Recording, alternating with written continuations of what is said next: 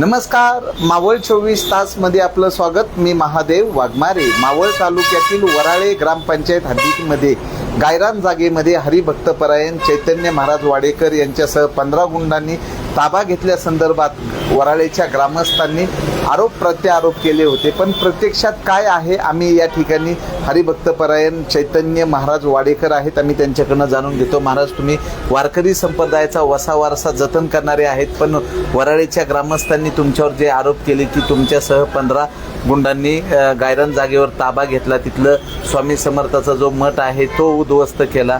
तुम्हाला जागा देण्यासाठी ग्रामस्थ तयार आहेत, पण ते म्हणतात इथे नको, दुसऱ्या कोपऱ्याला घ्या. तर काय वास्तव आहे यामधलं?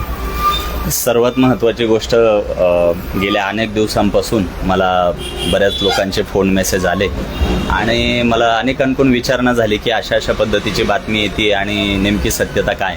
आज जेव्हा तुम्ही येऊन मला विचारताय तर मला एक अत्यंत गांभीर्याने एक बाब या ठिकाणी नमूद करायची आहे. ज्या दिवशी हा आरोप करण्यात आला, किंबहुना ज्या दिवशी चैतन्य महाराज इथे गुंडांसोबत गावात आले, त्या दिवशीचं पोलीस प्रशासनाच्या माध्यमातून जर त्यांनी माझं लोकेशन जरी ट्रेस केलं, त्या दिवशी मी पुणे जिल्ह्यामध्ये सुद्धा नव्हतो. सगळ्यात पहिली महत्त्वाची गोष्ट की गुंडांसोबत येण्याचं माझं तिथे थेट काहीही कनेक्शन नाही. आता ह्या प्रकरणाची दुसरी बाजू लोकांसमोर येणं अत्यंत महत्त्वाचं आहे आणि ती बाजू अशी, वराळे गावामध्ये 1 एकर जागेचे जे मूळ मालक सातबारा सदरी आहेत ते बबन भांबाजी पवार हे मुंबई हायकोर्टमध्ये सिनियर ॲडव्होकेट असून त्यांची लीगल मॅन्डेटरी सगळं जे पाहतात ते माझे मोठे बंधू ॲडव्होकेट अमोल वाडेकर. आता लीगल सगळी जबाबदारी आमच्या बंधूंकडे असल्या कारणानं बंधूंनी गेल्या काही दिवसांपूर्वी तिथे सातबारा सदरी पवारांची जी काही 40 गुंठे म्हणजे 1 एकर जी जागा आहे त्या जागेची ताबा पावती करण्यासाठी महसूल प्रशासनाकडे दाद मागितली. कुठल्याही सनदशीर मार्गाने जायचं म्हटल्यानंतर आपल्याला दाद जी मागावी लागते ती शासनाकडे मागावी लागते. आता बंधूंनी शासनाकडे ती दाद मागितल्यानंतर महसूल प्रशासनानं, महसूल अधिकाऱ्यांनी, त्याच्यामध्ये तहसीलदार असतील, मंडल अधिकारी असतील आणि भूमी अभिलेख विभागाचे सर्वेअर मोजणी अधिकारी असतील, या सगळ्यांनी प्रत्यक्ष जागेवर जाऊन माझ्या बंधूंना आणि पवार जे मूळ मालक आहेत यांना त्या 1 एकर जागेचा ताबा दिला. आता सर्वप्रथम मला या गोष्टीची सत्यता तुम्हाला पुराव्यासहित दाखवायची आहे. जो आरोप त्यांच्याकडून केला जातोय गुंडांसहित, जर तुम्ही इथे व्यवस्थित जर बघितलं तर आपल्याला लक्षात येईल की इथे फौजफाटा जो दिसतोय तो पोलीस बंदोबस्ताचा दिसतोय. हे भूमी अभिलेखचे अधिकारी आहेत आणि या ठिकाणी जो पोलीस बंदोबस्त आहे तो शासनानं पुरवलेला आहे. त्या महसूल अधिकाऱ्यांच्या उपस्थितीमध्ये पोलीस बंदोबस्तामध्ये शासकीय अधिकाऱ्यांतर्फे हा जो ताबा त्या ठिकाणी झालेला आहे तो अत्यंत रीतसर आणि कायद्याच्या चौकटीत झालेला आहे. हा त्या जागेचा सातबारा जो मी मिळवलाय, बबन पवार इथे 1 एकरचं क्षेत्र वराळे गावाचं या ठिकाणी दाखवतंय आणि त्याच्यानंतर इथे जर तुम्ही त्या जागेचा आम्हाला व्यवस्थित पवारांना ताबा दिलेला आहे. सगळ्यात पहिली आपल्या मावळ 24 तासच्या माध्यमातून मी गोष्ट नमूद करू इच्छितो. वारकरी संप्रदायामध्ये काम करणाऱ्या व्यक्तीला हे शोभतंय का असा जो आरोप सातत्यानं त्या लोकांकडून केला जातोय. मुळात ज्या वेळेस त्या लोकांना गेल्या काही दिवसांपूर्वी समजलं की पवारांतर्फे तिथे ताबा घ्यायला आलेले ॲडव्होकेट अमोल वाडेकर हे चैतन्य महाराजांचे भाऊ आहेत, ही मंडळी, मग त्याच्यामध्ये मी माहिती घेतली, ज्ञानेश्वर मराठे असतील, नितीन मराठे असतील, मला वाटतं ते जिल्हा परिषद सदस्य वगैरे राहिलेले आहेत, अतुल मराठे, ह्या मंडळींनी खाजगीमध्ये मला भेटीसाठी वेळही मागितली गेल्या काही दिवसांपूर्वी. आणि भेटीसाठी आल्यानंतर मी त्यांना सांगितलं की हे सगळं लीगल कन्सल्टन्सीचं काम माझे बंधू ॲडव्होकेट अमोल वाडेकर पाहत आहेत. तर त्यांनी मला सेटलमेंटसाठी काही पैशांची मागणी केली.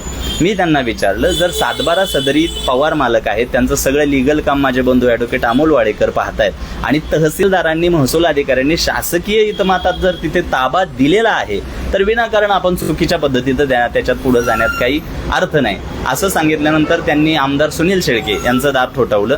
आमदार साहेबांनी मला आणि आमच्या बंधूंना संपर्क केला. त्या बैठकीसाठी आम्हाला बोलवून घेतलं आणि ज्यावेळेस आमदार सुनील शेळकेंनी हे सगळे कागदपत्र आमच्या बंधूंच्या माध्यमातून तपासले, तेव्हा आमदार सुनील शेळकेंनी आमच्या समोर त्या वराळे गावातल्या ह्या कुटुंबाला, मी सगळ्यात महत्त्वाची गोष्ट आता पुन्हा नमूद करतोय, याच्यामध्ये पूर्ण गाव इन्व्हॉल्व नाही. याच्यामध्ये एकच कुटुंब जे ज्ञानेश्वर मराठे आणि नितीन मराठे यांचं एकच कुटुंब जास्त रस घेऊ पाहते, याच्यात गाव इन्व्हॉल्व नाही.